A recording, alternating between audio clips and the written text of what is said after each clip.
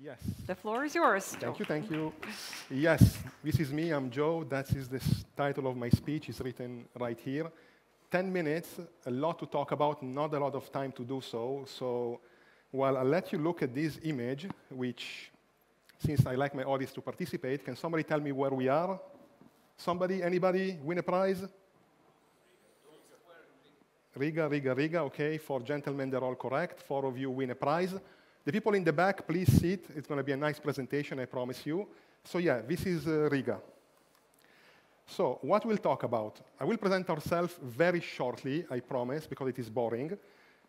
Then some history. Why is that? Because ultimately, I'm supposed to talk about how leveraging corporate technology, so we need to see where we started to understand where we ended. So some history, not a lot. After that, present capabilities. Start with the history, end up to where we are right now. Then, of course, use cases. I mean, it's fun that you hear me speak, but if I cannot explain to you what to do with my images, or with images in general, then I think I missed the point entirely. HD15, analytics, of course, a lot of good images, because ultimately, you haven't come here to see me and hear me speak. You came here to see cool things, so I'll try to give you that. And then, of course, as I promised to somebody in the audience, a very nice, cool topic at the end. So let's start. People think of Airbus, they think of airplane. It's obvious. It's not me, guys. If you want an airplane, please, I'll introduce you to my colleagues. The same for helicopters. I work down here. The laser pointer doesn't work, but nevertheless, in the bottom, the intelligence group of Airbus Defense and Space, and what do we do is leverage commercial satellites, our own fleets, and provide the data to common users, governments all around the world. Actually, it's quite good that I'm speaking now after Stephanie, because she introduced a bit of ESA perspective, and I'm going to give you a market/commercial perspective. This is where we started. This was an image in 1986. If any of you can understand where we are, a mega prize, because I cannot. Even if I zoom in, you still cannot see where we are. I will help you. This is Chernobyl. This is where we are today. Same area, okay, 40 years later. This is the capabilities today. Technology-wise, no, there should be a video. Okay, the video is not working. No, it is working, cool. This is how it was back then. Today, we have this.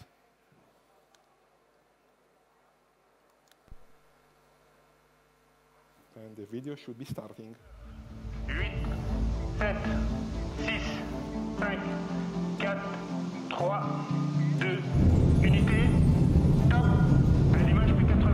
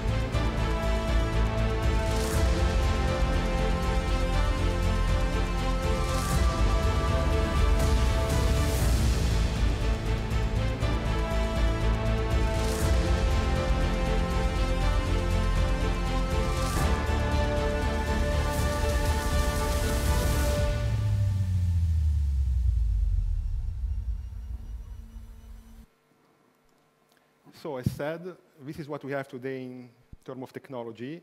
Yes, cool videos, of course, but regardless of that, increased resolution, 30 centimeter native. 30 centimeter is a piece of paper that you may have in your hand, A4. We can reprocess it to 15 centimeter post-processing. I will touch on that a bit later. But cooler than that, cool, more audience, thank you. Cooler than that, we let our users drive our own satellites with our platform, which means that it's no longer the prehistorical era where you send an email, you call somebody, and the phone is busy, and I'm not answering because I'm doing something else. With our platform, which I will introduce shortly a bit later, you can drive the satellite and get access to our images. But as I said, it's all good and fun. The question is what you can do with such images. So I will briefly introduce 3 or 4 capabilities, just that you can get a flavor of what kind of things you can actually do with these data. Paris, a speaker in front of me, prior to me, sorry, mentioned Paris and the Olympics. In this case, we're talking about monitoring of infrastructure. And in this case, the Paris municipality asked us to help them monitoring the construction work that they are doing in the city. And in this case, you can see here, well, you cannot see much, but still, you can see on the bottom right how the construction works are being done in the aquatic center in Paris itself. You can see the beams being laid and the crane. And in this sense, with one image, you can monitor the entire city and see what kind of work is being done and if the contractor is on time or late. Agriculture, I touched on it a bit before during our panel, and the precision farming. Here I'm comparing Sentinel with Pleiad Neo. In this case, it is unfair, and yet it is a valid comparison. First of all, I want to say, use Sentinel. Sentinel is an amazing sensor. It is open, it is free. You guys are paying for it anyway with your taxpayers' money. So please use Sentinel. It is the entry level for Earth observation in Europe.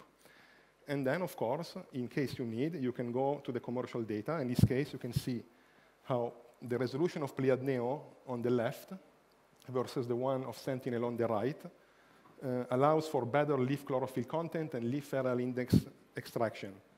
It's not that you cannot do it with Sentinel. You see the same thing. Simply that Sentinel is a bit more blurry, it's a bit more unclear, simply because the resolution is not so good. Last but not least, underwater mapping or bathymetry. In this case, you can see the RGB on your left versus the spectral channel of Pleiad Neo on the right. If you look at the top of the color coding, you see that there is a good correlation between how the water is increasingly going deeper and deeper, between the red coming and becoming more and more blue. Last but not least, another cool application, 3D modeling. In this case, images from Pleiad Neo taken from 16 different angles, 4 3-stereo couples plus 4 mono images, stitched together with elevation model to create this photorealistic 3D image. To be honest, it is cool. I still don't know what you do with it, but as I said, we can do it, so it's nice to present it. HD15, the latest thing I want to touch on before I continue in terms of capability. 30 centimeter resolution of Pleiad Neo, this is still the same area we were before, Riga. In this case, we can even tell you which one is a parent and which one is a kid. You can see it here, and you can see it here on the top. We are taking the resolution of Pleiad Neo and with artificial intelligence enhancing the image. It means that we are not exactly generating a new image, we are simply cleaning it, making it more visually nice to the analyst and extracting more information out of it. Analytics is the last thing I want to talk about.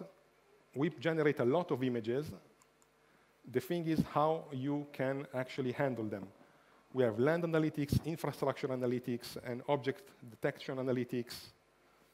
You can take an image like this of 50 centimeter and automatically derive a high accuracy map with several categories from the most common buildings down to the most exotic swimming pools. All of this, as I said, via one platform where you can do everything, which is one atlas. As I said, last topic of today, since I'm also out of time, we are always evolving and improving, so the question is, are you ready for what we have next? Because it's coming.